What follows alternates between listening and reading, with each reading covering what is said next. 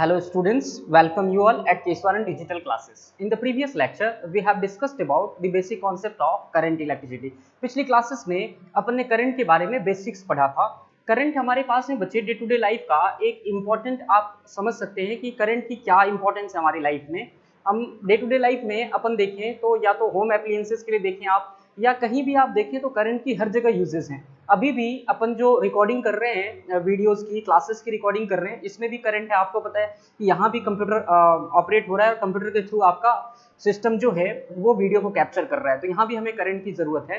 Fan देखें आप, fan में करंट की जरूरत है. लाइट जल रही, लाइट में करंट की जरूरत है.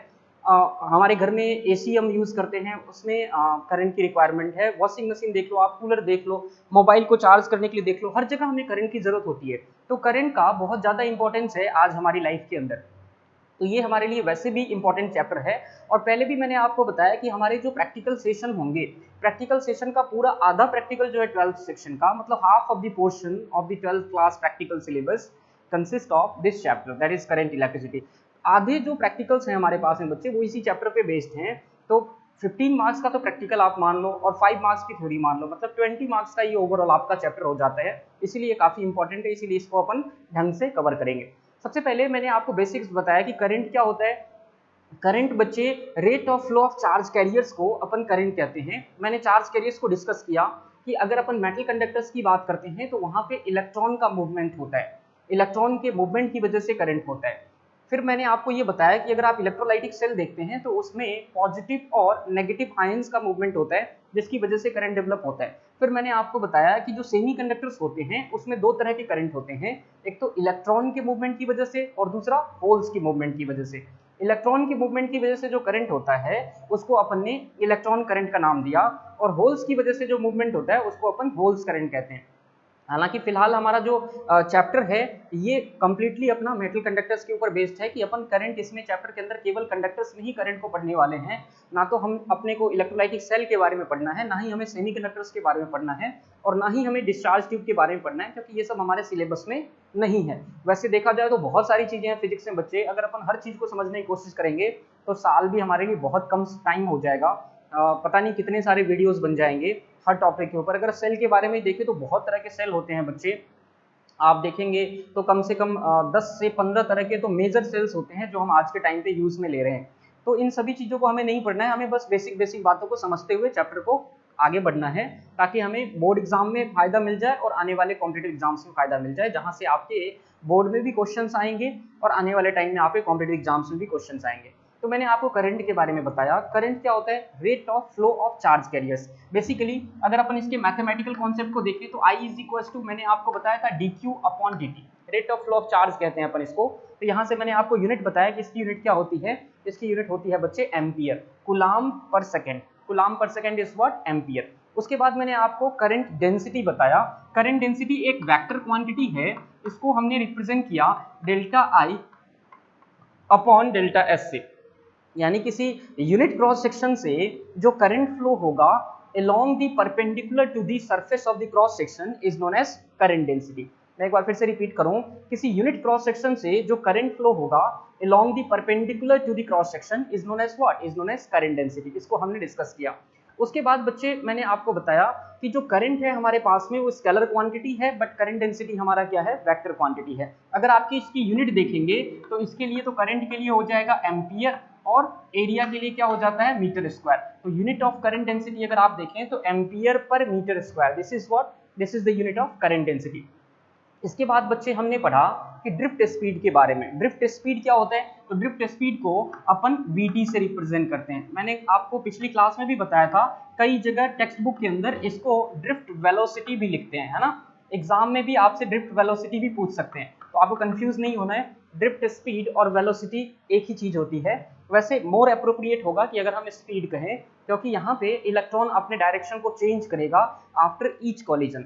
हर एक कॉलिजन के बाद में इलेक्ट्रॉन अपने डायरेक्शन को चेंज करता है. जब तक डायरेक्शन चेंज नहीं होता है तब तक आप उसे वेलोसिटी कह सकते हैं, लेकिन अगर वो बार बार अपने डायरेक्शन को चेंज करेगा तो मोर अप्रोप्रिएट होगा कि अपन उसको क्या कहें? स्पीड कहें. दूसरी बात मैंने ये कहा था आपसे कि अगर आपके पास कोई कंडक्टर है और कंडक्टर पे आप इलेक्ट्रिक फील्ड अप्लाई करते हो तो इलेक्ट्रॉन क्या होता है? कोलिजन होने के बाद अपने डायरेक्शन को चेंज करता है. लाइक दिस, मान लो इस तरह से इलेक्ट्रॉन का डायरेक्शन बार बार चेंज होता रहता है. This is what, this is the movement of electron.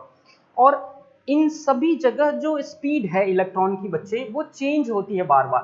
तो अपन एक एवरेज स्पीड कैलकुलेट किया था अपन ने, and that average speed is known as what, drift speed. तो ड्रिफ्ट स्पीड को डिफाइन कैसे करते हैं, average speed of electron in presence of external electric field inside the metal conductor is known as what, is known as drift speed। इसका definition भी कई बार board exam में पूछा गया है, मैं फिर से रिपीट कर रहा हूँ।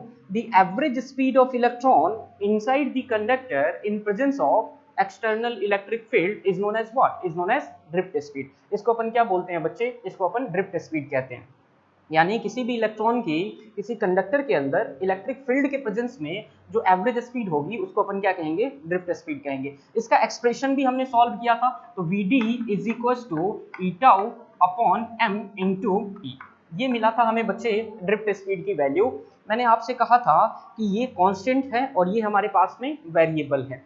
ये कांस्टेंट क्यों है, क्योंकि इलेक्ट्रॉन चार्ज क्या होता है बच्चे, कांस्टेंट होता है, आप सबको पता है। इलेक्ट्रॉन चार्ज की वैल्यू क्या होती है, -1.6 इंटू 10⁻⁻19 कूलम। ये हम पिछले चैप्टर से पढ़ते हुए आ रहे हैं। टाउ क्या है, टाउ को बच्चे यहाँ पे एवरेज कॉलिजन टाइम कहते हैं। मतलब यहाँ से इलेक्ट्रॉन चला और यहाँ पे जाके टकराया, तो इसके बीच में यहाँ से यहाँ तक पहुँचने में जो टाइम ले रहा है, ये इस टाइम को कहते हैं एवरेज कॉलिजन टाइम। हालांकि ये टाइम सभी कॉलिजन के बीच में अलग अलग होता है, T1 यहाँ पे टाउ 2, टाउ 3, टाउ 4, टाउ 5, लेकिन टाइफाइड नहीं बच्चे, टाउ 5। टाउ मतलब टॉर्क, टॉर्क यहाँ पे हम यूज कर रहे हैं टाइम के लिए। टाइम के लिए हमने टॉर्क का सिंबल यूज किया है क्योंकि ये एवरेज कॉलिजन टाइम है बच्चे। मतलब ऐसा मान लो आप कि पहले कॉलिजन में सपोज करो 0.1 सेकंड लग रहा है, 0.1 मिली सेकंड लग रहा है, सेकंड कॉलिजन में 0.2 मिली सेकंड लग रहा है, थर्ड में 0.15 लग रहा है। तो इन सबको क्या करोगे आप, ऐड कर दोगे, डिवाइड बाय जितने नंबर ऑफ कॉलिजन है उसको अगर अपन डिवाइड करें तो हमें क्या मिल जाएगा, एवरेज कॉलिजन टाइम। अब आप इलेक्ट्रॉन जो है बच्चे वो 1000 टाइम स्ट्राइक करता है विद इन ए सेकंड। एक सेकंड के अंदर इलेक्ट्रॉन जो है वो हजारों बार टकराता है, तो सबके लिए हम एक्सप्रेशन नहीं बना सकते, तो इसीलिए हमने क्या किया, एक एवरेज कॉलिजन टाइम कैलकुलेट कर लिया। और इस एवरेज कॉलिजन टाइम को अपन रिलैक्सेशन टाइम भी कहते हैं। आप ध्यान रखना, एग्जाम के अंदर इस तरह से भी पूछ सकते हैं आपसे कि रिलैक्सेशन टाइम दे देंगे, फिर आपको इलेक्ट्रिक फील्ड दे देंगे और फिर आपसे पूछेंगे भाई ड्रिफ्ट स्पीड बताओ। तो इलेक्ट्रॉन चार्ज तो आपको पता ही है, मास ऑफ इलेक्ट्रॉन भी आपको पता है। मास ऑफ इलेक्ट्रॉन कितना होता है, 9.1 इंटू 10⁻⁻31 kg। ई क्या है बच्चे, इलेक्ट्रॉन चार्ज है 1.6 इंटू 10⁻⁻19 कूलम। टी हमारा एवरेज कॉलिजन टाइम है जो हर एक मेटल कंडक्टर्स के लिए अलग अलग हो सकता है। ई इलेक्ट्रिक फील्ड है बच्चे, सॉरी ये टाउ जो है बच्चे, टाउ एवरेज कॉलिजन टाइम है। किसी पर्टिकुलर मटेरियल के लिए क्या होता है, ये कांस्टेंट होता है, इसलिए ओवरऑल वैल्यू जो है हम कांस्टेंट लेते हैं। समझ रहे हो बात को, आप किसी पर्टिकुलर कंडक्टर के अंदर ड्रिफ्ट स्पीड निकाल रहे हैं ना, तो उस कंडक्टर के लिए अगर आप गौर से देखें तो टाउ क्या होगा, हमारा कांस्टेंट होगा, इसीलिए पूरी की पूरी वैल्यू को अपन क्या मानते हैं, कांस्टेंट मानते हैं। This overall value is what, constant. तो अगर Vd की बात करें तो Vd हमारा क्या हो जाएगा, mu into E. Vd is equal to क्या हो जाएगा, म्यू इंटू ई। ये म्यू क्या है हमारे पास में, कांस्टेंट है, this mu is what, constant. तो यानी कि गौर से देखें आप, तो ड्रिफ्ट स्पीड जो होता है वो डायरेक्टली प्रोपोर्शनल हो जाएगा इलेक्ट्रिक फील्ड के।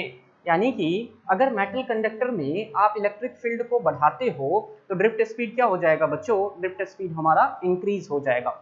और अगर मेटल कंडक्टर के अंदर आप इलेक्ट्रिक फील्ड को कम कर देते हो तो ड्रिफ्ट स्पीड क्या हो जाएगा, हमारा कम हो जाएगा। कुल मिला के बात ये है कि ड्रिफ्ट स्पीड किस पे डिपेंड करता है, इलेक्ट्रिक फील्ड पे डिपेंड करता है बच्चे। जितना स्ट्रॉन्ग इलेक्ट्रिक फील्ड दोगे उतना ज़्यादा इलेक्ट्रॉन क्या करेगा, मूव करेगा, और उतनी हाई स्पीड के साथ में वो मूव करेगा। आई होप यहाँ तक चीज़ें आपको क्लियर समझ में आ गई होंगी। तो अपन चलेंगे अब नेक्स्ट टॉपिक की तरफ, दैट इज मोबिलिटी। मोबिलिटी क्या होता है एक बार अपन ये समझते हैं, ठीक है। तो हमारा टॉपिक क्या है बच्चे, यहाँ पे हमारा टॉपिक है मोबिलिटी। मोबिलिटी क्या है, देखो अकॉर्डिंग टू, अगर आप रिलेशन देखें जो हमारे पास में रिलेशन है, relation between drift speed and electric field is, relation between drift speed and electric field, drift speed and electric field is, ये रिलेशन बच्चे हमने पढ़ा है कि ड्रिफ्ट स्पीड और इलेक्ट्रिक फील्ड का क्या रिलेशन है। Drift speed and electric field का रिलेशन है that is drift speed is equal to what, अभी हमने पढ़ा था बच्चे, Vd is equal to mu into E. Drift speed और इलेक्ट्रिक फील्ड में क्या रिलेशन है, Vd is equal to mu into E. तो यहाँ से अगर आप म्यू की वैल्यू को देखें तो म्यू हमारे पास में क्या है, म्यू हमारे पास में बच्चे मोबिलिटी है। This mu is known as what, this mu is known as mobility. तो इस म्यू को अपन क्या बोलते हैं, इस म्यू को बोलते हैं mobility of electron. This mu is known as what, this mu is known as mobility of electron. तो म्यू क्या है यहाँ पे, mu is equal to V D upon mu is equal to V D upon A. ठीक है, तो यहाँ पे इसको अपन क्या कहेंगे, मोबिलिटी कहेंगे। तो आप यहाँ से डेफिनेशन आराम से लिख सकते हैं। डेफिनेशन क्या लिखोगे आप, वी डी अपॉन ए। और वी डी की वैल्यू क्या होती है, अगर आप देखें यहाँ पे तो वी डी की वैल्यू होती है बच्चे जो हमने कैलकुलेट कर रखा है पहले से, V D is equal to E tau upon m multiplied by E. तो आप उस फॉर्म में भी म्यू की वैल्यू को कैलकुलेट कर सकते हैं। अगर आप चाहें तो उस फॉर्म में भी यहाँ पे वैल्यू को पुट करके आप कर सकते हैं। तो इसको अपन अगर फर्स्ट इक्वेशन मान लें, सपोज करो वी हैव, हमारे पास में एक्सप्रेशन क्या है, हमारे पास एक्सप्रेशन है बच्चे V D is equal to E tau upon M into E. ये हमने पिछले डेरिवेशन में कैलकुलेट किया था, ये ड्रिफ्ट स्पीड की वैल्यू होती है। तो अगर आप ड्रिफ्ट स्पीड की वैल्यू को इसमें पुट कर दें तो म्यू इज इक्वल टू क्या हो जाएगा, म्यू इज इक्वल टू हो जाएगा बच्चे, देखो आप यहाँ पे E tau upon M into E divided by में क्या हो जाएगा, डिवाइडेड बाई में ई। क्या आपको समझ में आ रही बात, म्यू क्या है वी डी अपॉन ई। तो इस एक्सप्रेशन में अगर आप ई से डिवाइड कर दो तो क्या मिल जाएगा आपको, म्यू मिल जाएगा। यानी कि म्यू की अगर आप वैल्यू देखें तो म्यू की वैल्यू क्या मिल जाती है हमें, ई टाउ अपॉन एम। म्यू की वैल्यू क्या मिल जाती है हमें, ई टाउ अपॉन एम। और किसी पर्टिकुलर मेटल कंडक्टर के लिए इलेक्ट्रॉन चार्ज कांस्टेंट होगा, मास ऑफ इलेक्ट्रॉन कांस्टेंट होगा और एवरेज कॉलिजन टाइम भी कांस्टेंट होगा। तो ये क्या हो गया हमारे पास में, कांस्टेंट हो गया। डेफिनेशन आप कहाँ से बनाओगे, डेफिनेशन आप यहाँ से बना सकते हो, mobility is equal to the ratio of drift speed with respect to the electric field given to the electric field given to the metal conductors. ठीक है, तो किसी मेटल कंडक्टर्स के लिए यहाँ पे जो मोबिलिटी होगा उसको कैसे डिफाइन करोगे, this is defined as the drift speed per unit electric field of metal conductor. तो आप इसका मैं यहाँ पे डेफिनेशन लिख देता हूँ बच्चे, यहाँ पे मैं डेफिनेशन लिख देता हूँ, डेफिनेशन में यहाँ पे लिख देता हूँ, drift speed is defined as mobility is defined as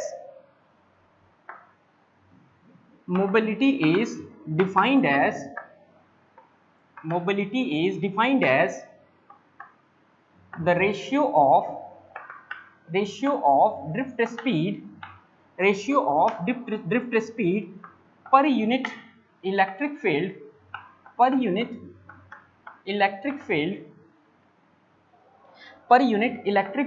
given to metal conductors। यानी कि ड्रिफ्ट स्पीड क्या हो गया, ड्रिफ्ट स्पीड यहाँ पे हमारे पास Vd हो गया, E क्या हो गया, इलेक्ट्रिक फील्ड, तो इसके रेशियो को क्या हो गया, मोबिलिटी। तो ये आपका डेफिनेशन हो गया।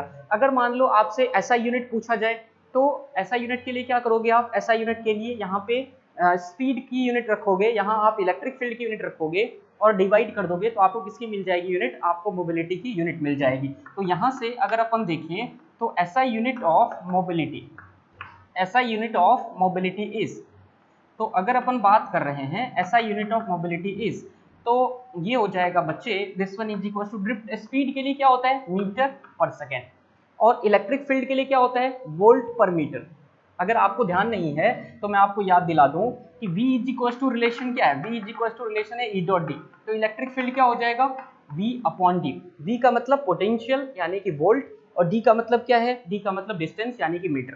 तो इलेक्ट्रिक फील्ड की यूनिट क्या हो जाएगी, इलेक्ट्रिक फील्ड की यूनिट हो जाती है बच्चे वोल्ट पर मीटर। इलेक्ट्रिक फील्ड की यूनिट क्या हो जाती है, वोल्ट पर मीटर।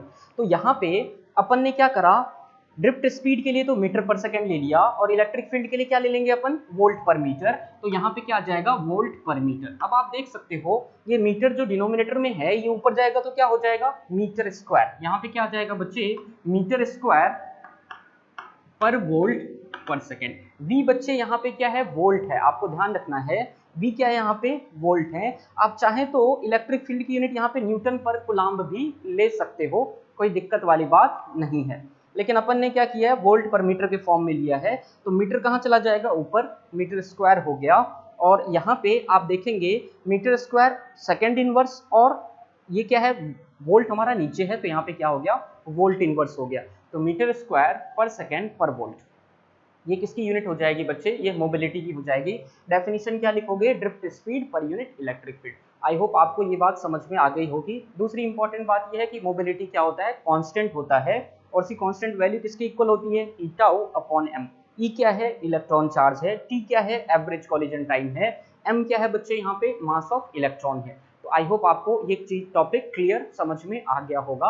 अपन चलेंगे कहाँ पे, नेक्स्ट टॉपिक की तरफ, यानी अब हम रिलेशन कैलकुलेट करेंगे कि ये जो ड्रिफ्ट स्पीड है बच्चे, ये करंट के साथ में किस तरह से रिलेटेड है। So we are going to calculate the relation between drift speed and electric current. तो ड्रिफ्ट स्पीड जो है किसी भी कंडक्टर के अंदर, वो किस तरह से करंट के साथ में रिलेटेड है, हम इसको समझने की कोशिश करेंगे। तो हमारा जो नेक्स्ट टॉपिक है, मैं इसको इरेज कर देता हूं बच्चों।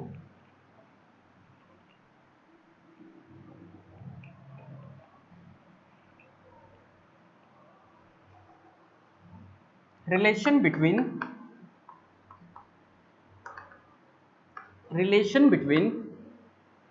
ड्रिफ्ट स्पीड, यानी कि ड्रिफ्ट स्पीड का मतलब हो गया बच्चे Vd, ड्रिफ्ट स्पीड के लिए हम यूज कर रहे हैं, एंड इलेक्ट्रिक करंट। किसी कंडक्टर के लिए अपन क्या कर रहे हैं, ड्रिफ्ट स्पीड एंड करंट के बीच में रिलेशन देख रहे हैं। करंट को अपन ने I से रिप्रेजेंट किया है, आप इसे स्मॉल I से भी कर सकते हो, कैपिटल से भी कर सकते हो, इसमें कोई दिक्कत वाली बात नहीं है। अब देखो यहाँ पे इसके बीच में रिलेशन निकालने के लिए हमें सबसे पहले क्या चाहिए, कंडक्टर चाहिए, क्योंकि हम कंडक्टर के लिए तो रिलेशन फाइंड कर रहे हैं। तो अपन क्या करें, अपन सबसे पहले एक कंडक्टर ले लें पर्टिकुलर लेंथ का। कंडक्टर मतलब कोई वायर ले लो, आप कॉपर का वायर ले लो, एल्यूमिनियम का वायर ले लो, या कोई भी कंडक्टिंग मटेरियल ले लो आप, और उसका आप क्या करो, ये देखो ये मैंने क्या किया, एक सपोज करो एक वायर का एक टुकड़ा ले लिया, किसी कंडक्टर का एक पर्टिकुलर सेक्शन ले लिया, और इस कंडक्टर की जो लेंथ है, the length of the conductor is what, अपन ने ज्यूम कर लिया कि लेंथ ऑफ द कंडक्टर क्या है, एल है। लेंथ ऑफ द कंडक्टर क्या है, एल है। और ये इस कंडक्टर को अपन किससे कनेक्ट कर दें, इस कंडक्टर को अपन बैटरी से कनेक्ट कर दें, इस कंडक्टर को अपन बैटरी से कनेक्ट कर दें। बैटरी से कनेक्ट क्यों करेंगे, क्योंकि बैटरी से करंट करेंगे तभी तो ये पोटेंशियल डेवलप कर पाएगा, पोटेंशियल डिफरेंस, तभी तो करंट का फ्लो होगा। करंट को फ्लो करवाने के लिए कोई पावर सोर्स चाहिए, तो बैटरी क्या है हमारे पास में, एक पावर सोर्स है जो कंडक्टर में करंट को फ्लो करवाएगा।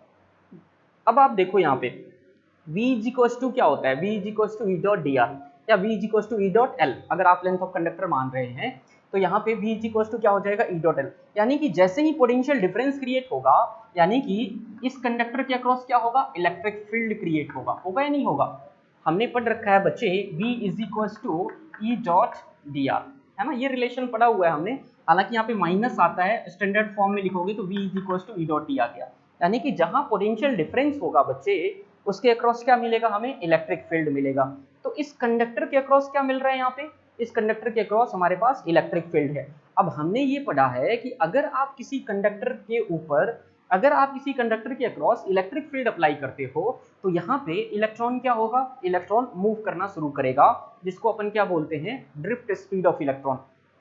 तो इलेक्ट्रिक फील्ड हमारा ये है बच्चे। तो इलेक्ट्रॉन का जो ड्रिफ्ट होगा, मैंने आपको पिछली क्लास में भी बताया था कि जो ड्रिफ्ट होता है इलेक्ट्रॉन का, वो opposite to the electric field होता है। किस डायरेक्शन में होता है, opposite to the electric field. क्यों, क्योंकि इलेक्ट्रॉन बच्चे नेगेटिवली चार्ज पार्टिकल है, और ये हमने इलेक्ट्रोस्टैटिक्स में भी पढ़ा है कि अगर इलेक्ट्रिक फील्ड में आप किसी पॉजिटिव चार्ज को रखते हो तो वो इलेक्ट्रिक फील्ड के साथ मूव करता है, और अगर किसी इलेक्ट्रिक फील्ड में आप नेगेटिव चार्ज पार्टिकल को रखोगे तो वो इलेक्ट्रिक फील्ड के अपोजिट मूव करेगा। तो अब यहाँ पे देखो, ये हमारे पास में इलेक्ट्रिक फील्ड है। अब इसके अंदर जो इलेक्ट्रॉन होगा, वो इलेक्ट्रॉन क्या करेगा, अपोजिट डायरेक्शन में मूव करेगा, करेगा या नहीं करेगा, क्यों, ड्रिफ्ट स्पीड की वजह से। और यहाँ पे इलेक्ट्रॉन की जो एवरेज स्पीड होगी वो क्या होगी, एवरेज स्पीड हो गया बच्चे Vd। ठीक है, ये बात समझ में आ गई आपको। हमने क्या लिया, सबसे पहले मैं आपको बता दूं, हमने एक कंडक्टर लिया जिस कंडक्टर का लेंथ क्या है, जिस कंडक्टर का लेंथ बच्चे L है, और यहाँ पे इसका जो क्रॉस सेक्शनल एरिया है, दिस क्रॉस सेक्शनल एरिया को अपन मान लेते हैं A। This cross sectional area को क्या मान लेते हैं अपन, A मान लेते हैं। तो ड्रिफ्ट स्पीड क्या है, drift speed is equal to Vd। तो मैं यहाँ पे लिख देता हूँ, कंसीडर, सबसे पहले तो मैं यहाँ पे लिख दूं जो कंडीशंस हमारे पास में गिवन है, consider a conductor having length consider a conductor having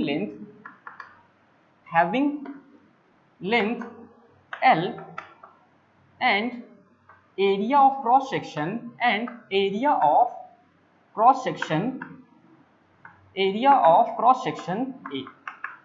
cross sectional area क्या ले लिया अपन ने, ए ले लिया। The electric field across the conductor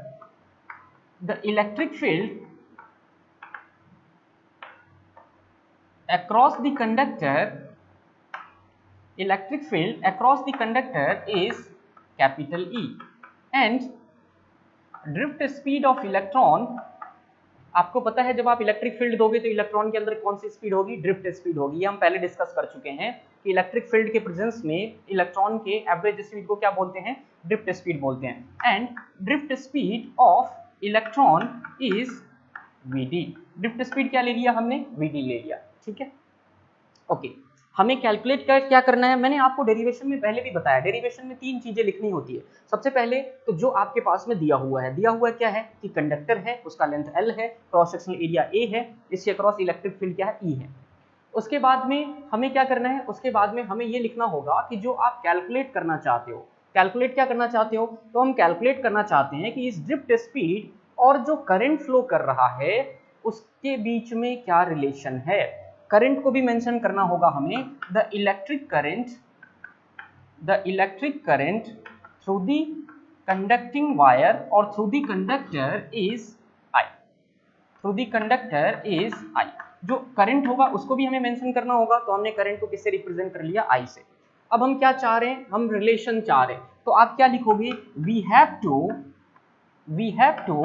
derive the relation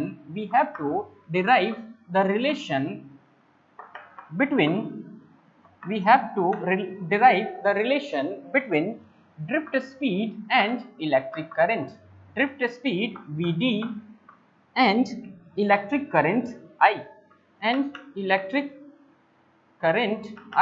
हमें क्या करना है बच्चे, ड्रिफ्ट स्पीड और करंट के बीच में रिलेशन को स्टेब्लिश करना है, ठीक है।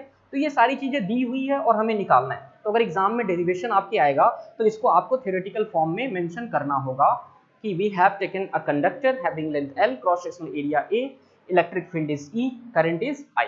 ओके, यहां तक चीजें क्लियर आपको समझ में आ गई है, ठीक है। अब आप देखो कि सपोज करते हैं अब अपन चलते हैं इसके डेरिवेशन वाले पॉइंट पे। अब अपन चलते हैं बच्चे इसके डेरिवेशन वाले पॉइंट पे। एक बार देखो आप यहाँ पे, सपोज करो कि इसका लेंथ L है और इलेक्ट्रॉन की स्पीड कितनी है, Vd। सपोज करो कि इलेक्ट्रॉन को इस कॉर्नर से यानी कंडक्टर के एक पॉइंट से दूसरी पॉइंट तक, यहां से यहां तक आने में डेल्टा T टाइम लगा। सपोज कर लेते हैं कि इलेक्ट्रॉन को कंडक्टर को पास करने में कितना टाइम लगा, डेल्टा T। तो अगर अपन लेंथ की बात करें तो डिस्प्लेसमेंट क्या होता है, स्पीड मल्टीप्लाइड बाई टाइम, या distance is equal to speed multiplied by time. तो स्पीड क्या है, Vd इंटू डेल्टा T, है ना। सो लेट अस सपोज, यहां पे हमने क्या किया, let us suppose the time taken by electron from one end of conductor to another end,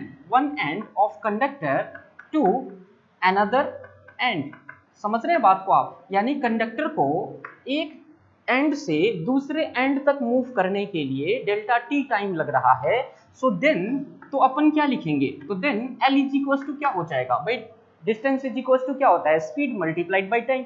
speed क्या है हमारे पास में, Vd है, तो यहाँ पे क्या आ जाएगा, Vd इंटू डेल्टा T। तो L इज इक्वल टू क्या हो जाएगा, L इज इक्वल टू हो जाएगा बच्चे Vd इंटू डेल्टा T। अब देखो द क्रॉस सेक्शनल एरिया क्या है, A है। सिलेंडर का वॉल्यूम क्या होता है, सिलेंडर का वॉल्यूम होता है बच्चे, आपको पता है pi R square into L. Pi R square मतलब एरिया, तो एरिया इंटू एल, यही तो वॉल्यूम होगा। Now the volume of cylindrical conductor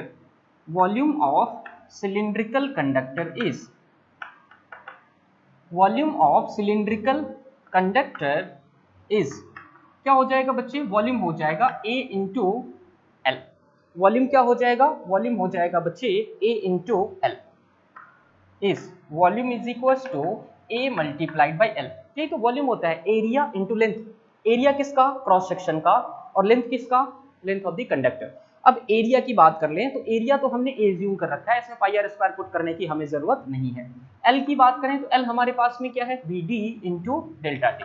तो A into V D into delta T, ये क्या आ गया हमारे पास में, ये हमारे पास में वॉल्यूम ऑफ द कंडक्टर आ गया। अब सपोज कर लेते हैं अपन कि ये जो हमारे पास कंडक्टर है, इस कंडक्टर के अंदर यूनिट वॉल्यूम के अंदर, सपोज करो ये वॉल्यूम हमारा, इसके अंदर यूनिट वॉल्यूम लिया और इसमें कितने इलेक्ट्रॉन फ्लो कर रहे हैं, n इलेक्ट्रॉन फ्लो कर रहे हैं। कितने इलेक्ट्रॉन फ्लो कर रहे हैं, n इलेक्ट्रॉन। मान लेते हैं कि यूनिट वॉल्यूम के अंदर इलेक्ट्रॉन कितने हैं, n। तो टोटल नंबर ऑफ इलेक्ट्रॉन क्या होगा, टोटल नंबर ऑफ इलेक्ट्रॉन होगा n multiplied by total volume, है कि नहीं।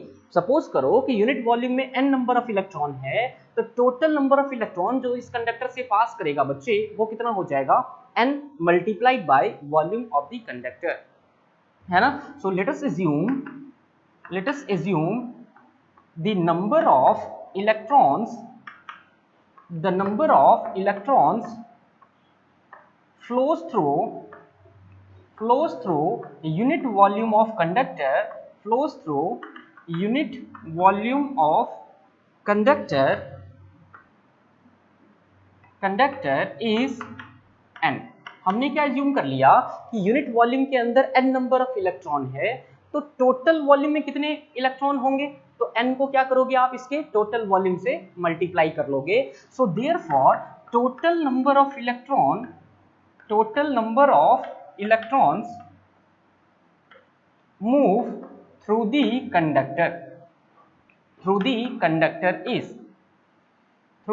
कंडक्टर इज क्या हो जाएगा, यूनिट वॉल्यूम में n है तो n को पूरे वॉल्यूम से मल्टीप्लाई कर दो, और वॉल्यूम अपन ऑलरेडी निकाल चुके हैं। देखो आप यहाँ पे वॉल्यूम अपन क्या कर चुके हैं, यहाँ पे ऑलरेडी निकाल चुके हैं, चाहे तो आप इसे सेकेंड इक्वेशन एज्यूम कर सकते हैं। तो टोटल वॉल्यूम में अगर n से मल्टीप्लाई कर दो तो क्या मिल जाएगा आपको, नंबर ऑफ इलेक्ट्रॉन। तो n into is equals to n into A into V D into delta T, A into V D into delta T. समझ रहे हैं आप। तो हमने क्या कैलकुलेट कर लिया, हमने यहाँ पे बच्चे total number of electron calculate कर लिया जो इस कंडक्टर से फ्लो कर रहा है। अब आप याद करो क्वांटाइजेशन ऑफ चार्ज को। क्वांटाइजेशन ऑफ चार्ज क्या कहता है, क्वांटाइजेशन ऑफ चार्ज कहता है बच्चे delta Q is equals to N E. क्या आपको याद है, टोटल चार्ज ट्रांसफर्ड क्या होता है, total charge transferred equals to total number of charge multiplied by electron charge. यानी कि अगर चार्ज का मतलब क्या, इलेक्ट्रॉन, तो टोटल नंबर ऑफ इलेक्ट्रॉन जो ट्रांसफर होगा वो किसके इक्वल होगा, वो होगा बच्चे n मल्टीप्लाइड बाय n। यहाँ पे क्या है, टोटल नंबर ऑफ इलेक्ट्रॉन, और यहाँ पे अगर आप देखो तो टोटल नंबर ऑफ इलेक्ट्रॉन क्या है, ये है। मतलब अगर आप देखें तो ये पूरी की पूरी वैल्यू जो है ये नंबर ऑफ इलेक्ट्रॉन है, this is what, number of electron. तो अगर नंबर ऑफ इलेक्ट्रॉन में आप इलेक्ट्रॉन चार्ज से मल्टीप्लाई कर दो तो आपको क्या मिल जाएगा, आपको टोटल चार्ज मिल जाएगा। मैं एक बार आपको रिकैप कर दूं अगर कोई कंफ्यूजन है तो। सबसे पहले हमारे पास में क्या था बच्चे, एक कंडक्टर हमने लिया जिसकी लेंथ क्या है, जिसकी लेंथ बच्चे L है, और अगर क्रॉस सेक्शनल एरिया की बात करें तो A है। तो अगर अपन वॉल्यूम को देखें तो वॉल्यूम क्या होगा, एरिया मल्टीप्लाइड बाय लेंथ, और लेंथ क्या होता है, लेंथ होता है बच्चे स्पीड मल्टीप्लाइड बाय टाइम। तो लेंथ को आप क्या लिख सकते हो, L इज इक्वल्स टू, अगर मैं यहाँ पे लिखूं तो कोई दिक्कत तो नहीं है, L इज इक्वल्स टू क्या हो जाएगा, length is equals to what, speed multiplied by time. Time हमने क्या एज्यूम किया, डेल्टा टी, इलेक्ट्रॉन को यहाँ से यहाँ तक आने में। तो लेंथ क्या हो गया, V D into delta T. Volume क्या हो गया, तो length into area, so A into V D into delta T, this is the volume of the conductor. ये वॉल्यूम कैलकुलेट कर लिया। वॉल्यूम के बाद हमने ये एज्यूम करा कि यूनिट वॉल्यूम में कितने इलेक्ट्रॉन फ्लो कर रहे हैं, एन। तो टोटल वॉल्यूम में कितने इलेक्ट्रॉन फ्लो करेंगे, तो इस वॉल्यूम को एन से मल्टीप्लाई कर दो, तो N into A into V D into delta T. ये हमारे पास में क्या आ जाएगा, आप देख सकते हो यहाँ पे, ये हमारे पास में टोटल नंबर ऑफ इलेक्ट्रॉन्स आ गया। अब आप बच्चे देखो यहाँ पे, मैं इसको इरेज कर देता हूँ यूजिंग क्वांटाइजेशन। अब हमने क्या किया, क्वांटाइजेशन को यूज किया बच्चे, किसको यूज किया, अब अपन ने यूज किया क्वांटाइजेशन को, यूजिंग क्वांटाइजेशन ऑफ चार्ज। हमने बच्चे क्वांटाइजेशन ऑफ चार्ज प्रिंसिपल को यूज किया, क्वांटाइजेशन ऑफ चार्ज। तो क्वांटाइजेशन ऑफ चार्ज को यूज किया तो डेल्टा क्यू क्या हो जाएगा, यानी कि टोटल चार्ज क्या हो जाएगा, total number of electron multiplied by electron charge, यानी Q is equal to N E. तो n की वैल्यू क्या है यहाँ पे, जो टोटल नंबर ऑफ इलेक्ट्रॉन है, n into A into V D into delta T and into what, into electron charge. Total charge transfer क्या हो जाएगा, delta Q is equal to NAVD delta T into E, है ना। अगर अपन इसको standard form में लिखें तो delta Q is equal to हो जाएगा, ई को अपन पहले लिखते हैं बच्चे NEAVD इंटू डेल्टा टी, है ना। जो भी आपका इक्वेशन है आप इसको एज ए इक्वेशन एज्यूम कर सकते हैं। लेट अस सपोज अपन ने क्या किया, इसको थर्ड इक्वेशन एज्यूम कर लिया। अपन ने क्या किया, इसको थर्ड इक्वेशन एज्यूम कर लिया, मान लिया ये कौन सा इक्वेशन है, ये हमारे पास में बच्चे थर्ड इक्वेशन है। अब यहां से देखो ये हमने क्या कैलकुलेट कर लिया, चार्ज कैलकुलेट कर लिया जो इस कंडक्टर से क्या हो रहा है, फ्लो हो रहा है। लेकिन हमें क्या करना था, हमें रिलेशन निकालना था ड्रिफ्ट स्पीड और इलेक्ट्रिक करंट के बीच में। तो अब हम क्या करेंगे, अब हम बच्चे इलेक्ट्रिक करंट कैलकुलेट करेंगे जो कि कंडक्टर से क्या हो रहा है, कंडक्टर से फ्लो हो रहा है। तो मैं यहाँ पे इसको इरेज कर देता हूँ। Now the electric current, now the electric current flows through the conductor. Electric current flows through the conductor is, electric current flows through the conductor is। तो अगर अपन इलेक्ट्रिक करंट की बात करें तो I इज इक्वल टू क्या हो जाता है, I इज इक्वल टू होता है बच्चे rate of flow of charge. क्या आपको याद है करंट क्या होता है, करंट होता है rate of flow of charge, यानी delta Q upon delta T. तो डेल्टा क्यू की वैल्यू हमारे पास में है NEAVD इंटू डेल्टा टी। तो डेल्टा क्यू के बदले क्या रख दोगे आप, NEAVD into delta T, NEAVD into delta T. और अपॉन में क्या है, यहाँ पे अपॉन में हमारे पास में डेल्टा टी की वैल्यू है। तो यहाँ पे क्या लिख देंगे अपन, यहाँ पे अपन डेल्टा टी रख देंगे। I is equal to del Q upon del T है, डेल्टा क्यू की वैल्यू क्या है, NEAVD इंटू डेल्टा टी। तो डेल्टा टी क्या हो जाएगा, कैंसिल्स आउट हो जाएगा। तो यहाँ पे करंट की बात करें तो करंट हमारे पास में क्या है, NEA इंटू VD। ये हमारे पास में बच्चे रिलेशन आ गया। आप देखो करंट और किसके बीच में, करंट और ड्रिफ्ट स्पीड के बीच में अपन ने रिलेशन को कैलकुलेट कर लिया है। So this is what, this is the relation between electric current and drift speed. मैं एक बार फिर से फटाफट से चीजों को आपको एक्सप्लेन कर देता हूँ। देखो सबसे पहले हमने क्या किया, सबसे पहले हमने एक कंडक्टर लिया जिस कंडक्टर की लेंथ क्या है, जिस कंडक्टर की लेंथ को हमने L से एज्यूम किया, ठीक है। अब यहाँ पे हमने बैटरी से जब सप्लाई दिया तो इस कंडक्टर के अंदर क्या होगा, इलेक्ट्रिक फील्ड का प्रेजेंस होगा। और जब आप किसी कंडक्टर को इलेक्ट्रिक फील्ड में रखते हैं तो इलेक्ट्रॉन की एवरेज स्पीड को क्या बोलते हैं, ड्रिफ्ट स्पीड। ये हमने पहले से पढ़ रखा है। और क्योंकि इलेक्ट्रॉन नेगेटिवली चार्ज पार्टिकल है तो इसका जो मूवमेंट होगा, मतलब इसका जो ड्रिफ्ट होगा वो इलेक्ट्रिक फील्ड के क्या होगा, अपोजिट होगा। समझ रहे हैं बात को आप, ठीक है। अब आप देखो हमने पढ़ा है बच्चे कि distance is equal to what, speed multiplied by time. तो ये जो टोटल लेंथ है ये डिस्टेंस ही तो है, इलेक्ट्रॉन यहाँ से यहाँ ट्रेवल करेगा तो ये इलेक्ट्रॉन का डिस्टेंस हो गया। तो डिस्टेंस इज इक्वल टू क्या ले लिया हमने, स्पीड मल्टीप्लाइड बाय टाइम, यानी कि VD into delta T. Distance calculate कर लिया। एरिया ऑफ क्रॉस सेक्शन क्या है हमारे पास में, एरिया ऑफ क्रॉस सेक्शन बच्चे हमने A एज्यूम किया है। तो अगर अपन वॉल्यूम की बात करें तो इस सिलेंड्रिकल कंडक्टर का वॉल्यूम क्या होगा, वॉल्यूम हो जाएगा बच्चे एरिया मल्टीप्लाइड बाय लेंथ। तो एरिया A को जब हम L से मल्टीप्लाई कर दें, मतलब A into VD into delta T कर दें तो हमें क्या मिल जाएगा, हमें बच्चे वॉल्यूम ऑफ द कंडक्टर मिल जाएगा। और जब हमें वॉल्यूम मिल गया तो उसके बाद अपन क्या करेंगे, उसके बाद अपन देखेंगे कितना इलेक्ट्रॉन इससे फ्लो कर रहा है। तो हमने क्या एज्यूम किया कि यूनिट वॉल्यूम में कितने इलेक्ट्रॉन फ्लो कर रहे हैं, N। तो टोटल वॉल्यूम के अंदर कितने इलेक्ट्रॉन होंगे, तो N multiplied by volume. Volume क्या था, A into VD into delta T. तो टोटल हमारे पास में क्या मिल गया, नंबर ऑफ इलेक्ट्रॉन जो फ्लो करेगा। उसके बाद में नंबर ऑफ इलेक्ट्रॉन मिलने के बाद हमने क्या किया, क्वांटाइजेशन को यूज किया। क्वांटाइजेशन क्या कहता है कि total charge transferred from a conductor is equal to what, is equal to that is delta Q is equal to N multiplied by E. E क्या है बच्चे, यहाँ पे इलेक्ट्रॉन चार्ज है। मैं यहाँ पे मेंशन कर दूं सारी चीजों को। ई क्या है, इलेक्ट्रॉन चार्ज है। उसके बाद में आप देखो डेल्टा क्यू आपको मिल गया।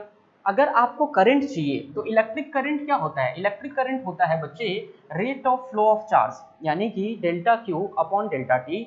डेल्टा क्यू अपन ऑलरेडी कैलकुलेट कर चुके हैं। इसको जब आप डेल्टा टी से डिवाइड करोगे तो आपके पास में फाइनल एक्सप्रेशन आ जाएगा I is equal to NEA into VD। ये क्या आ गया आपके पास में, फाइनल एक्सप्रेशन आ गया I is equal to NEA into VD। I hope आपको ये क्लियर समझ में आ गया होगा। अपन चलते हैं बच्चे आगे की तरफ, दैट इज नेक्स्ट टॉपिक की तरफ। ठीक है, अच्छा यहाँ पे देखो मैं आपको मेंशन कर दूं, अगर आपको कहीं भी कोई कंफ्यूजन हो तो सारी चीजों को मैं फाइनल रिजल्ट में मेंशन कर दूं कि क्या है यहाँ पे I is equal to N E A V D. ये जो रिलेशन हमें मिला है इसमें देखो I क्या है बच्चे, इलेक्ट्रिक करंट है जो कंडक्टर से फ्लो हो रहा है, इलेक्ट्रिक करंट हो गया। N की बात करें तो N हमारे पास में क्या है, number of electrons per unit volume, number of electrons per unit volume of conductor. Conductor के अंदर यूनिट वॉल्यूम में नंबर ऑफ इलेक्ट्रॉन है। ई की बात करें तो ई बच्चे हमारे पास में क्या है, इलेक्ट्रॉन चार्ज है। इसकी वैल्यू आप सबको पता है, इलेक्ट्रॉन चार्ज की वैल्यू क्या होती है 1.6 10 टू द पावर -19। ए क्या है बच्चे हमारे पास में, ए हमारे पास में क्रॉस सेक्शनल एरिया है किसका, कंडक्टर का, cross sectional area of conductor। A is equals to what? A is equals to cross sectional area of conductor and VD is equals to what? VD is equals to drift speed of electron। VD क्या है बच्चे हमारे पास में, VD is equals to आ जाएगा यहाँ पे drift speed of electron। VD क्या आ जाएगा बच्चों यहाँ पे, drift speed of electron। ठीक है, तो ये रिलेशन आपसे पूछा जा सकता है एग्जाम के अंदर, तो आई होप आप इसको डिराइव कर सकते हो आसानी से। अच्छा, नेक्स्ट टॉपिक में क्या है, नेक्स्ट टॉपिक में आपको ये भी रिलेशन पूछ सकते हैं कि derive the relation between drift speed and current density. यहाँ पे ये क्वेश्चन भी आपसे पूछा जा सकता है कि भाई इसमें बताओ आप कि करंट डेंसिटी और ड्रिफ्ट स्पीड में क्या रिलेशन है। Derive the relation between electric drift speed and current density. अभी हमने करंट डेंसिटी पढ़ा था पिछले लेक्चर के अंदर, आपको याद होगा। ये रिलेशन आपको ध्यान रखना है जो अभी हमने डिराइव किया है, इसी रिलेशन को यूज करके अपन करंट डेंसिटी के साथ इसके रिलेशन को एस्टेब्लिश करेंगे। तो बच्चों हमने क्या पढ़ा, हमने पढ़ा है करंट और ड्रिफ्ट स्पीड के बीच रिलेशन हमने निकाल लिया। अब आपसे पूछा जा रहा है कि भाई बताओ ड्रिफ्ट स्पीड और करंट डेंसिटी के बीच क्या रिलेशन होगा, इसको कैसे आप एस्टेब्लिश करोगे। तो देखो आप यहाँ पे, अगर मैं यहाँ पे बात करूं बच्चे यूजिंग द रिलेशन, अपन क्या करें यहाँ पे रिलेशन को यूज कर लें। Using the relation drift speed current density is equal to what, current density is equal to current density J is equal to क्या होता है, current per unit area, current per unit cross sectional area, यही तो होता है। Current density क्या होता है, J is equal to what, J is equal to I upon A.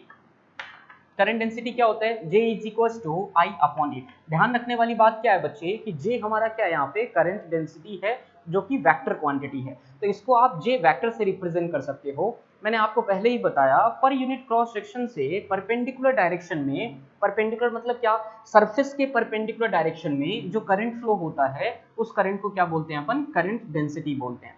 ठीक है, यहां तक चीजें क्लियर है। अब आप देखो यहाँ पे अगर J वेक्टर की बात करें तो I अपॉन ए है, और I हमारे पास में क्या है, वी हैव द रिलेशन।